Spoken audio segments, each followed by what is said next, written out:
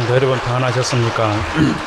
종교개혁 기념주간을 처음 해서 하나님의 말씀을 강론할 수 있도록 불러주신 담임 목사님과 또 당의 장로님들, 온 성도님들께 진심으로 감사드립니다.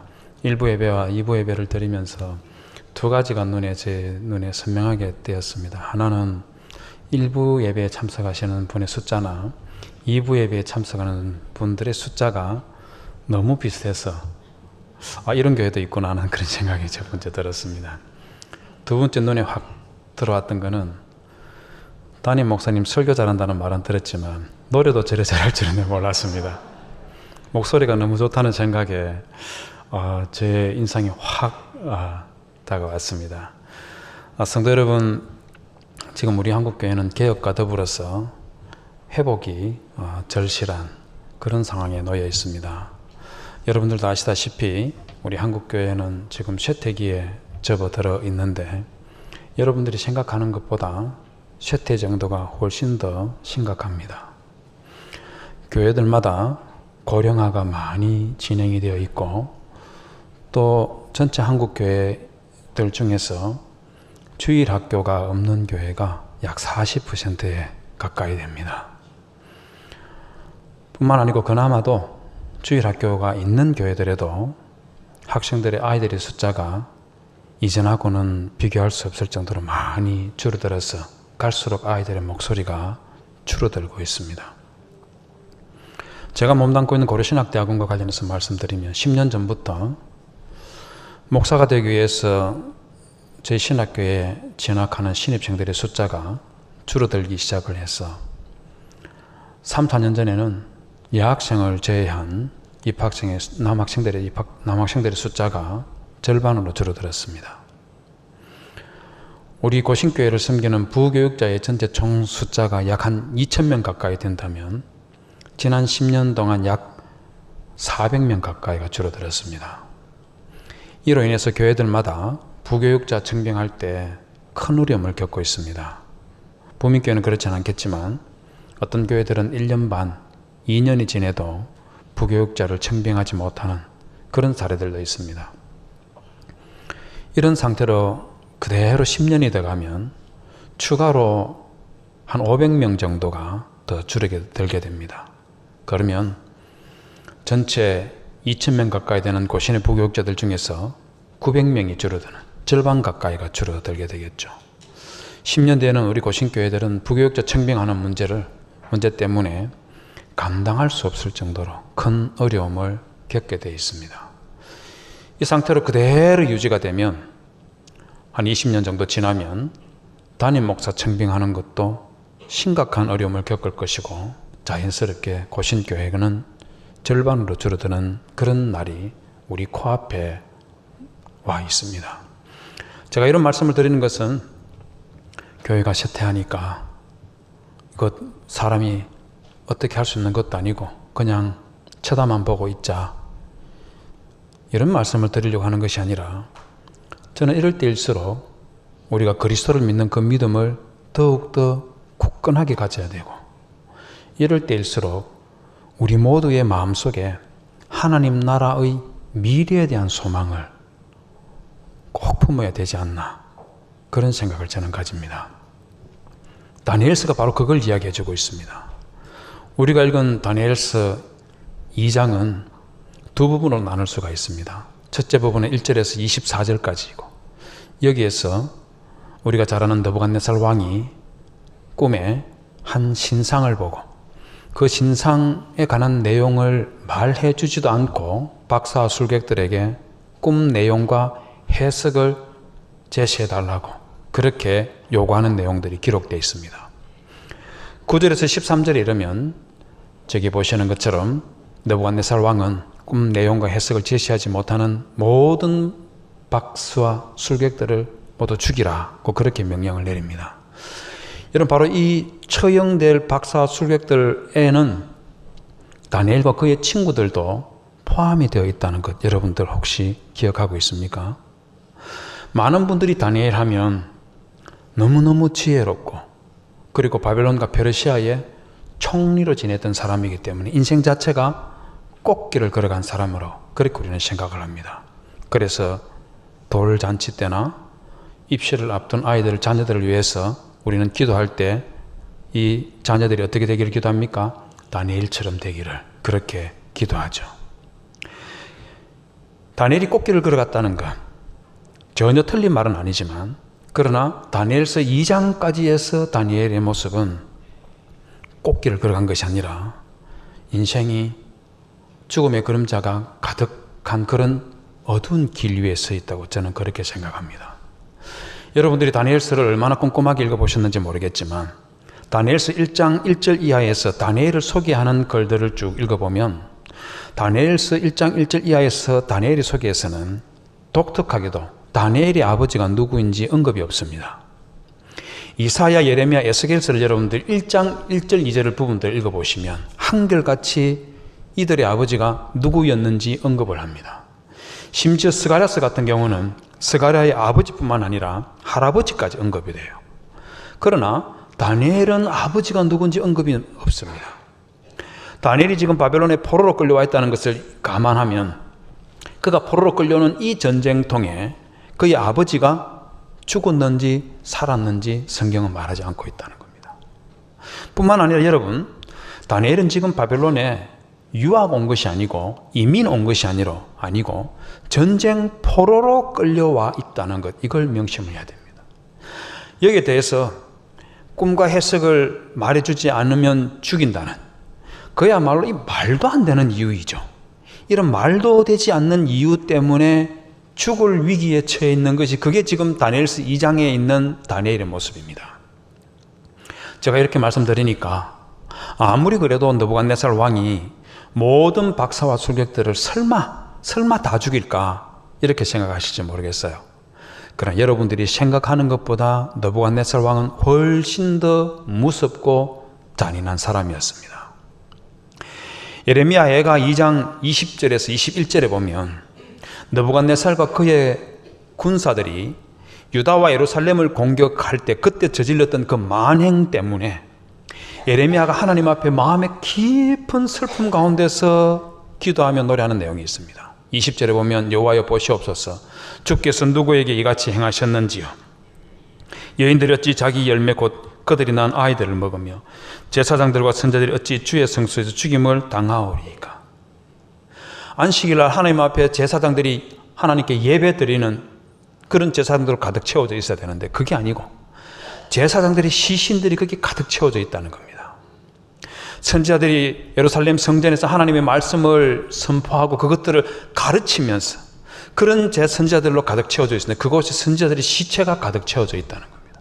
여러분, 이게 얼마나 무섭고 얼마나 끔찍한 그런 상황인지 혹시 짐작할 수 있겠습니까? 저는 초등학교 2학년 때에 어떤 여인이 남편이 휘두른 칼에 맞아서 죽은 시신을 본 적이 있습니다. 리어커의 시신을 싣고 가만히로 듣고, 그리고 어떤 남자분이 리어커를 끌고 미친 듯이 달려가는데 그 리어커 바닥 밑으로 이 붉은 피가 툭툭툭툭 흘러내리는 그런 장면을 본 적이 있습니다.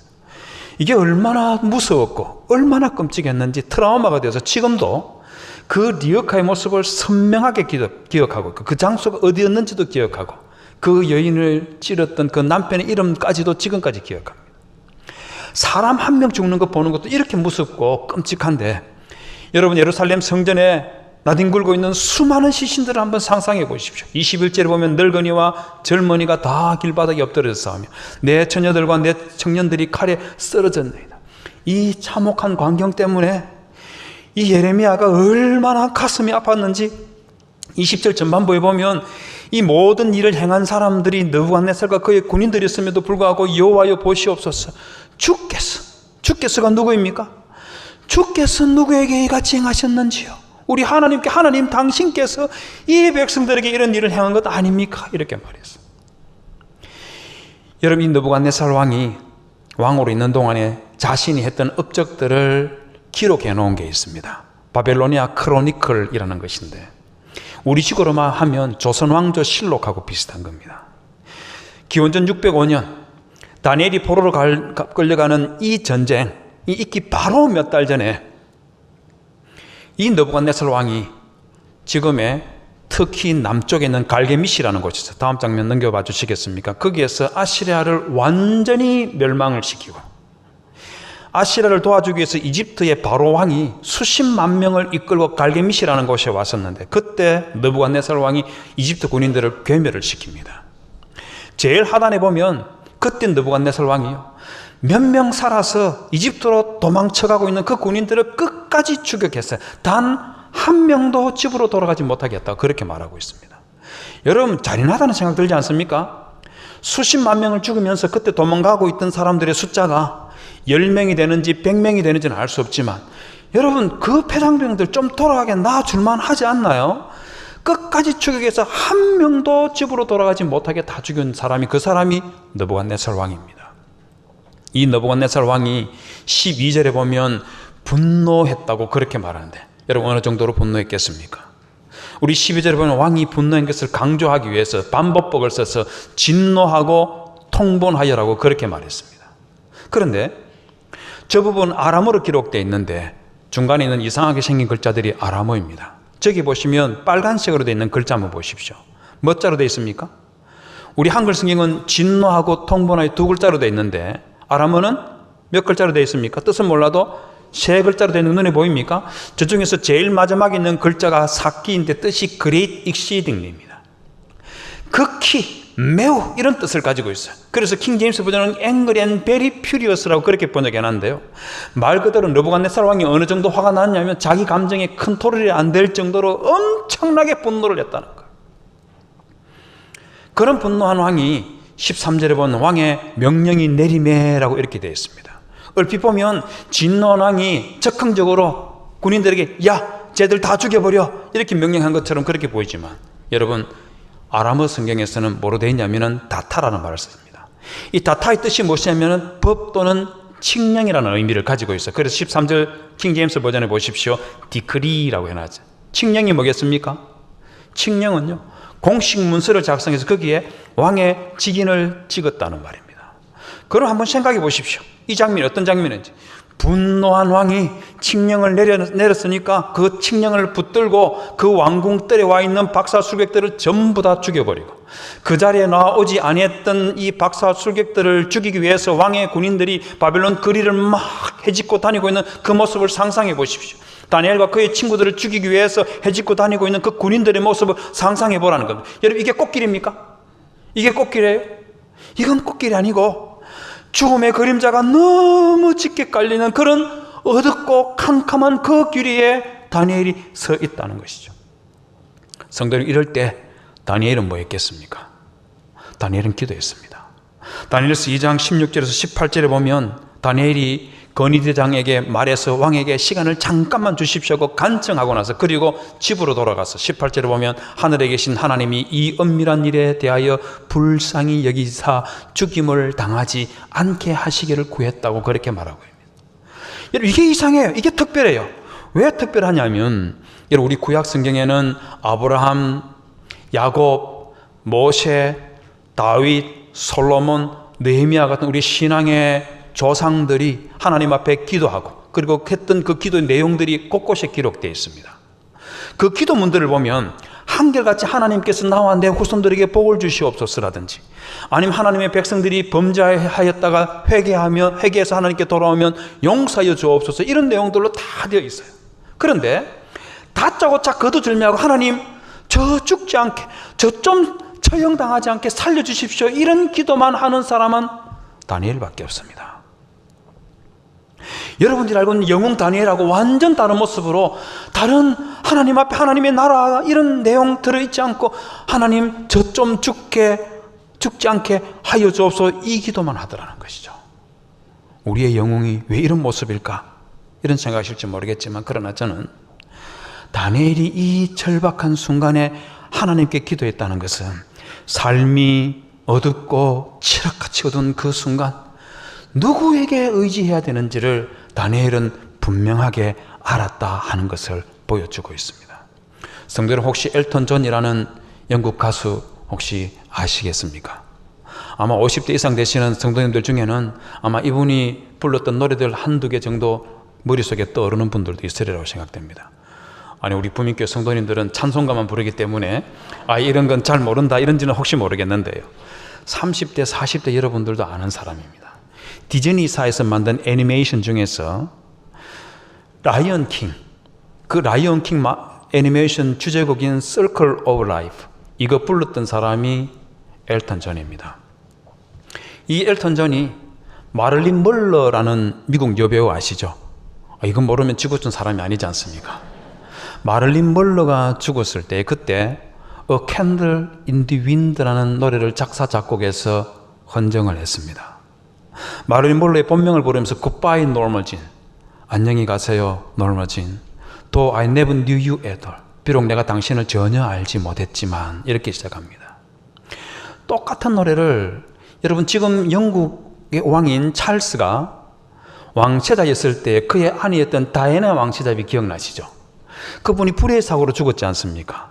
그때 그 장례식에서 이 노래를 똑같이 불렀습니다. 여러분 우리 알다시피 마를린 멀러나 다이애나 왕세자비는 이 두 분들이 살아있을 때 인생 자체가 우리하고는 달랐던 분들이지 않습니까? 인생이 화려하고 예쁘고 돈 많고 권력도 있고, 우리 같은 사람은요 저 멀리서 이분들 지나가는 것만 봐도 화제거리가 될 정도로 그렇게 엄청난 분들이었죠. 그런데 이분들의 삶에 대해서 엘턴 존이 두 번째 소절에서 뭐라고 말하냐면 And it seems to me you lived your life like a candle in the wind라고 했습니다. 내가 보기에 당신들은 마치 바람 앞에 놓이는 촛불 같은 그런 삶을 살았습니다, 이렇게 말했습니다. 우리 촛불 한 번쯤은 다 켜봤지 않습니까? 최소한 생일 케이크에 촛불 켤 때 그때 해봤잖아요. 여러분 그때 바람이 불면 어떻게 됩니까? 바람이 부는 반대 방향으로 촛불이 이리 휘청하고 저리 휘청하고, 바람의 강도가 조금 세면 파르르 꺼질 듯이 말 듯이 파르르 떨다가 바람이 좀 더 세면 훅 꺼져버리는 거예요. 이게 바람 앞에 놓인 촛불이잖아요. 이 두 분의 삶이 이랬다면 여러분 이게 얼마나 위태로워요. 매 순간 불안하고 위태로운 그런 삶을 살았다는 겁니다. 그런데 이 두 분은 이보다 더 심각한 문제가 있었습니다. 마지막 소절에 보면 Never knowing who to cling to when the rain set in, 비가 내리기 시작할 때 누구에게 메어 달려야 할지 결코 알지 못했다. 여러분 바람 앞에 놓이는 촛불이 비가 내리기 시작하면 어떻게 되는 겁니까? 이 촛불 꺼지잖아요. 꺼지지 않으려면 어떻게 되는 겁니까? 처마 밑으로 들어가든지 아니면 우산을 쓰고 있는 사람이 있으면 그 사람이 누구인지 거기에 뛰어가서 우산 좀 씌워 달려고 그렇게 부탁해야 되지 않습니까? 그냥 그대로 있으면 촛불이 꺼져버리는데 인생이 끝나버리는데요. 메어 달려야 하지 않습니까? 그런데 그 순간에 이 두 사람에게는 누구에게 메어 달려야 할지 결코 알지 못했다. 이 말은 이 두 분이 기대고 의지할 수 있는 존재가 아예 없었다는 것입니다. 절망적이잖아요. 성도님, 그러나 우리는 다르다는 거 아십니까? 우리에게도 바람 앞에 촛불과 같은 이런 일들을 우리 인생 속에서 우리가 경험할 때 있지만, 그러나 우리에게는 우리를 돕는 분이 계시고 우리가 의지할 수 있는 분이 있다는 걸 믿으십니까? 시편 121편 1절에서 2절에 보면 시인이 이렇게 말하고 있습니다. 내가 산을 향하여 눈을 들리라. 나의 도움이 어디서 올까? 나의 도움이 어디서 온다는 겁니까? 나의 도움은 천지를 지으신 여호와에게서로다 라고 말하고 있는 것처럼, 바로 천지를 창조하신 우리 하나님 아버지께서 여러분들의 도움이시고 여러분들의 의지라는 것을 믿으시기를 주님의 이름으로 부탁을 드립니다. 여러분, 그렇다면 여러분들의 인생의 촛불이 감당할 수 없을 정도로 흔들릴 때 여러분 다니엘처럼 우리 하나님께 나와서 그분께 메어 달리시기를 주님의 이름으로 부탁을 드립니다.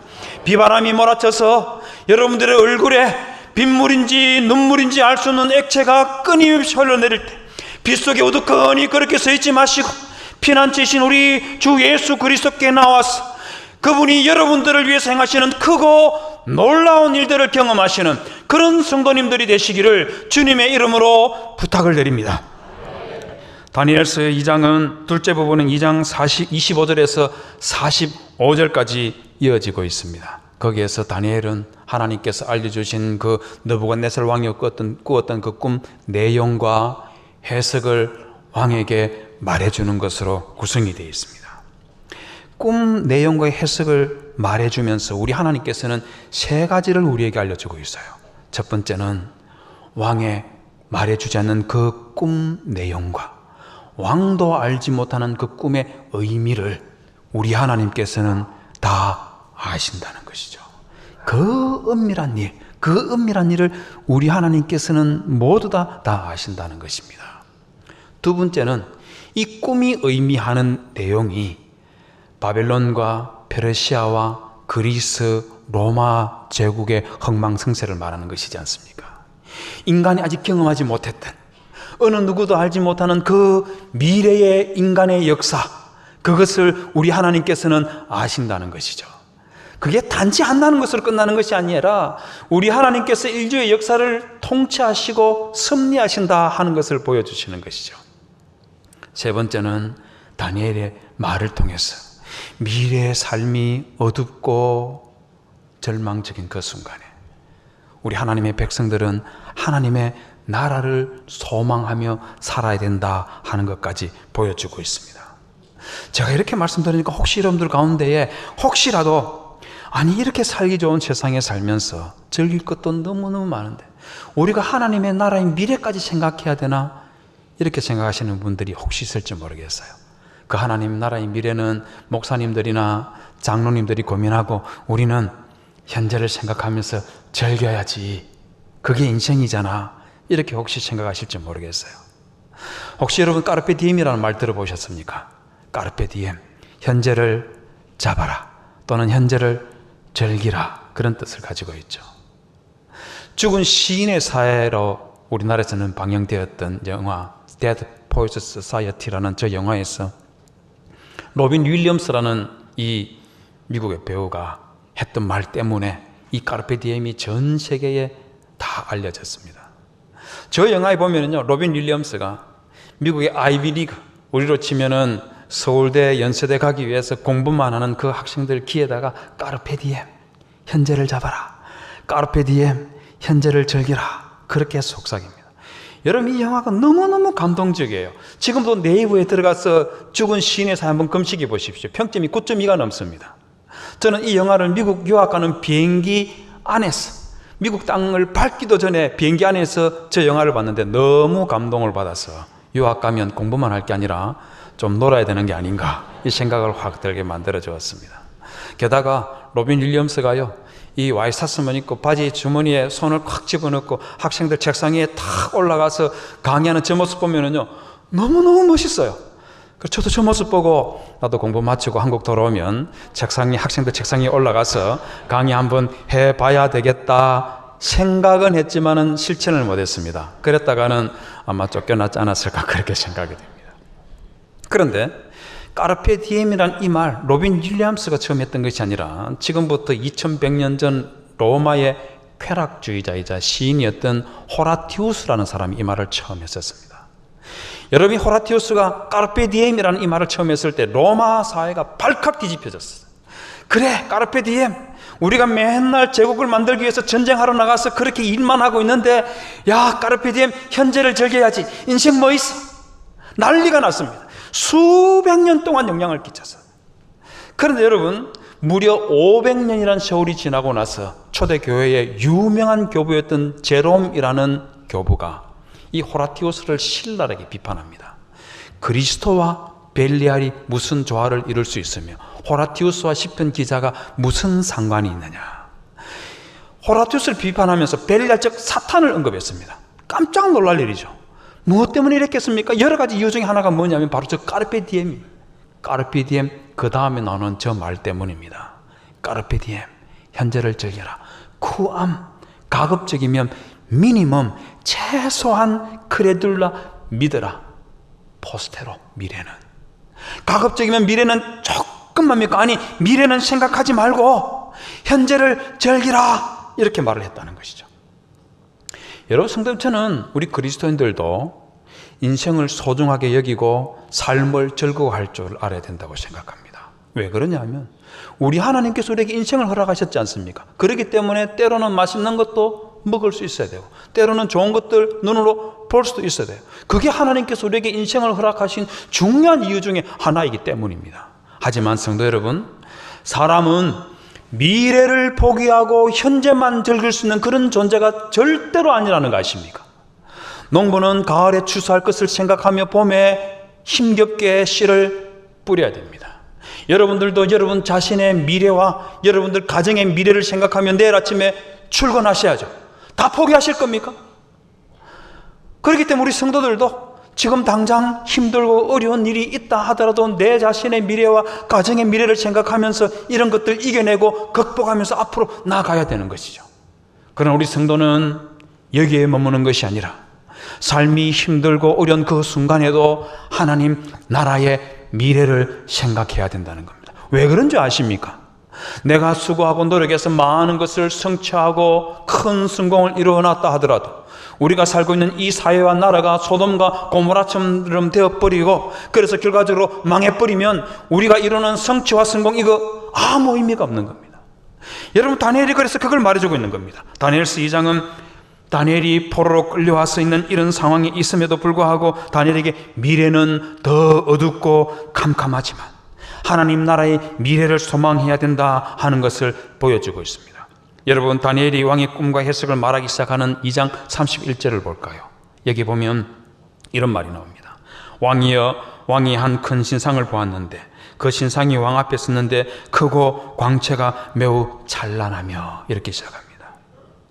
말 그대로 느부갓네살 왕이 봤던 이 꿈은 이 32절과 33절에서 금과 은과 동과 철로 되어 있는 바빌론과 페르시아와 그리스 로마 제국 그 거대한 제국이라는 것이죠. 그런데 일반적으로 우리 성도님들은 여기까지만 딱 봅니다. 야 봐라 우리 하나님께서는 바빌론과 로마 같은 그 거대한 제국들 아직 역사 속에서 나타나지 않았던 그 제국들이 나타나는 것을 알고 예언해 줄 수 있는 그런 신이 우리가 믿는 하나님이시야. 너희들 이런 거 알아? 우리가 믿는 하나님이 이런 분이야. 여기까지만 딱 봅니다. 그러나 여러분 그 다음을 보십시오. 뭐라고 있습니까? 그 모양이 심히 두려우니 라고 말합니다. 온몸이 벌벌 떨릴 정도로 무섭다는 것이죠. 킹제임스 버전 영어 성경책에서는 이 부분을 테러블이라고 그렇게 번역했습니다. 끔찍하다는 것이죠. 여러분 왜 이 제국들의 모습이 심히 두렵고 끔찍할까요? 왜 그랬겠습니까?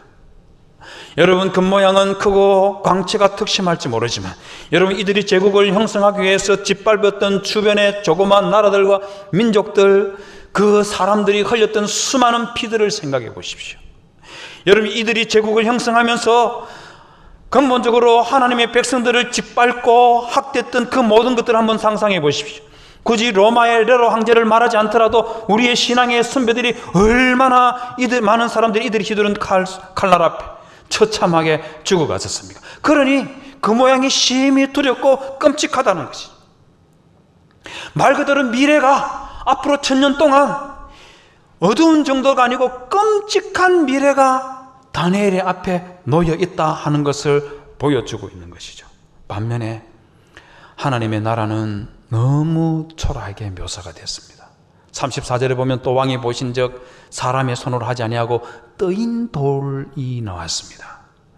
말 그대로 뜨인 돌, 하나님의 나라를 상징하는 것이죠. 그런데 이 하나님의 나라는 다른 제국들을 묘사할 때는 금과 은과 동과 철, 여러분 지금은 쇳덩어리가 흔해 빠진 거지 그 당시에는 쇠가 엄청나게 귀중한 것들이라는 걸 우리 다 알고 있지 않습니까? 그런 것들로 묘사했는데 우리 하나님의 나라를 묘사할 때는 큰 바위도 아니고 반석도 아니고 조그만 돌이라고 그렇게 묘사를 했어요. 왜 그랬겠습니까? 여러분 다니엘 시대 때에 구약의 하나님의 나라를 한번 생각해 보십시오. 성전은 파괴되고 불타버렸고 이스라엘 백성들은 포로로 끌려가서 온 세상에 전부 다 흩어져 버렸고 말 그대로 바람 앞에 개같이 흩어진 곳을 알 수 없을 정도로 뿔뿔이 흩어져 버렸고 소멸되어 버렸었죠. 거기에다가 하나님의 나라가 망한 이유가 어디 있는지 아십니까? 예레미야 5장 1절에 보면 이렇게 말하고 있습니다. 너희는 예루살렘 거리를 빨리 다니며 그 넓은 거리에서 찾아보고 알라. 너희가 만일 정의를 행하며 진리를 구하는 자를 한 사람이라도 찾으면 내가 이 성읍을 용서하리라. 우리 하나님께서 느부갓네살과 바벨론을 통해서 이스라엘 백성들을 심판하려고 하고 있지만 용서하고 싶다는 거예요. 그 조건이 만약 예루살렘에 하나님의 말씀을 따라 살아가고 있는 성도 한 명만 찾으면 내가 용서하겠다고 그렇게 하나님께서 예레미야에게 말씀하였지만 예레미야가 단 한 명도 못 찾았다는 겁니다. 여러분 이러니 하나님의 나라가 조그마한 돌처럼 이렇게 묘사될 수밖에 없는 거지 않겠어요? 그런데 35절에 보면 놀랍게도 이 조그만 돌멩이에 불과한 이 하나님의 나라가 미래에 우상을 쳐서 부숴뜨리고, 이것들은 바람 앞에 불려간 것이 없는 것처럼 그렇게 되지만 우상의 진돌은 태산을 이룬다고 그렇게 말하고 있습니다. 메시아 우리 주 예수 그리스도가 오시는 그 미래에는 하나님의 나라가 온 세계에 가득하게 된다고 그렇게 말씀하시는 것이죠. 성도 여러분, 믿으십니까? 우리는 역사 속에서 이와 같은 일이 일어난 것을 알기 때문에 우리는 아멘 할 수가 있죠. 그런데 만약에 여러분들이 다니엘 시대 때의 이스라엘 백성 중에 한 명이라면 이거 믿을 수 있겠습니까? 전쟁포로로 끌려가서 끼니도 거짓골이 돼서 끼니거리도 하나 제대로 얻을 수 없는 그런 처참한 상황에 있을 때 하나님의 나라의 미래가 이같이 된다고 그렇게 말하면 여러분들은 믿을 수 있겠어요? 저 같으면 못 믿을 것 같습니다. 그런데 다니엘은 믿었습니다. 다니엘서 2장 45절에 보면 다니엘이 말무리를 이렇게 하고 있습니다. 이 꿈은 참되고 이 해석은 확실하나이다. 성도 여러분, 이 꿈은 참되고 이 해석은 확실하니, 이 말은 하나님께서 다니엘에게 보여준 꿈 내용과 해석이 아니라는 거 아십니까? 하나님께서 보여준 꿈 내용과 꿈 해석은 크신 하나님이 장래일을 왕께 알게 하신 것이라 여기에서 끝이 났고, 이 꿈은 참되고 이 해석은 확실하니이다 하는 이것은 다니엘에게 알려준 그 꿈 내용과 해석에 대해서 다니엘은 참되고 확실하다고 하는 자기 생각을 이걸 말해버린 거예요. 그것도 다니엘 자신을 죽이려고 하던 그 느부갓네살 왕 앞에서 당신의 나라는 이 금무리에 해당되지만 그 나라조차도 우리 하나님께서는 쳐서 부숴버리고 우리 하나님께서 나라가 온 세상에 가득하게 된 이 꿈은 참되고 이 해석은 확실합니다 하며 자기 신앙을 그 느부갓네살 왕 앞에 노출시켜버렸던 겁니다. 다니엘과 비슷한 상황에 있으면서 다니엘과 비슷한 신앙을 가졌던 사람이 한 사람이 있습니다. 다니엘과 나이도 비슷했습니다. 여러분들이 아는 사람입니다. 우리나라 사람입니다. 그 사람은 바로 유관순 성도입니다. 천안 목천에 가면 독립기념관이 있다는 것 아시죠? 그 독립기념관에 가면 곳곳에 독립운동에 참여했던 우리 선배들이 남긴 명언들을 큰 바위에 새겨서 곳곳에 세워놨습니다. 제가 일일이 다 헤아려보지 않아서 정확한 개수는 모르는데 최저 100개에서 많게는 200개 가까이 됩니다.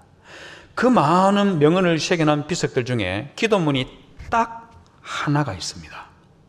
바로 유관순 성도가 남긴 기도문입니다. 내용이 이렇습니다. 오 하나님이시여, 이제 시간이 임박하였습니다. 원수회를 물리쳐 주시고 이 땅에 자유와 독립을 주소서. 내일 거사할 각 대표들에게 더욱 용기와 힘을 주시고 이로 말미암아 이 민족의 행복한 땅이 되게 하소서. 주여 같이 하시고 이 소녀에게 용기와 힘을 주옵소서. 대한독립 만세, 대한독립 만세. 우리 모두 알다시피 지금부터 100여 년 전에 일본은 마치 바벨론과 로마처럼 총과 칼을 들고 이 땅을 침략해서 순식간에 삼켜버렸었지 않습니까? 그런데 그 해일처럼 밀려와서 이 나라를 삼켜버렸던 그 일본을 몰아내고 이 땅에 자유와 독립을 줄 수 있는 분은 우리 하나님밖에 없다고 믿고 유관순은 그 하나님께 기도하고 있는 것이죠.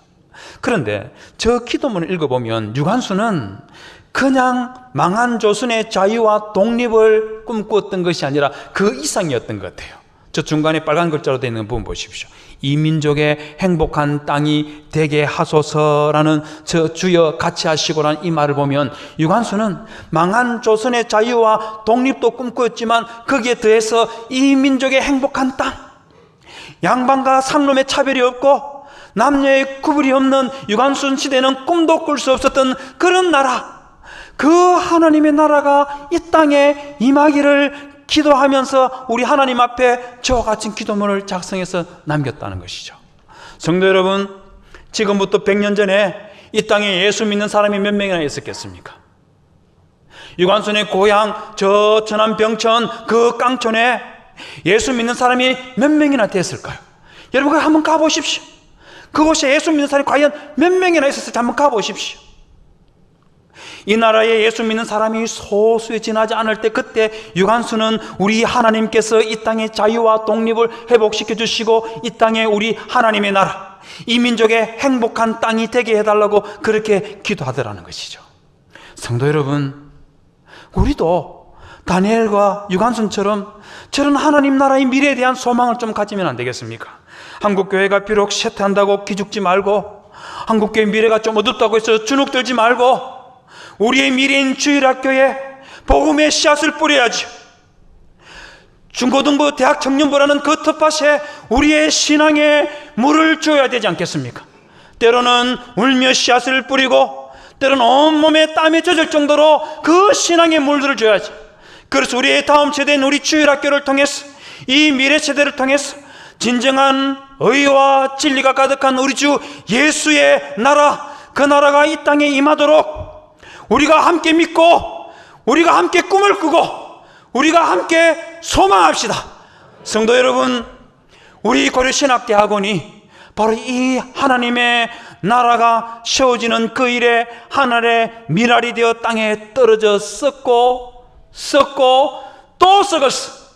고신의 신앙과 개혁주의 신학으로 고신교회를 다시 일으키고 한국교회를 부흥시키는 그 일에 중요한 역할을 할 수 있도록 성도 여러분 기도해 주시기를 주님의 이름으로 부탁을 드립니다.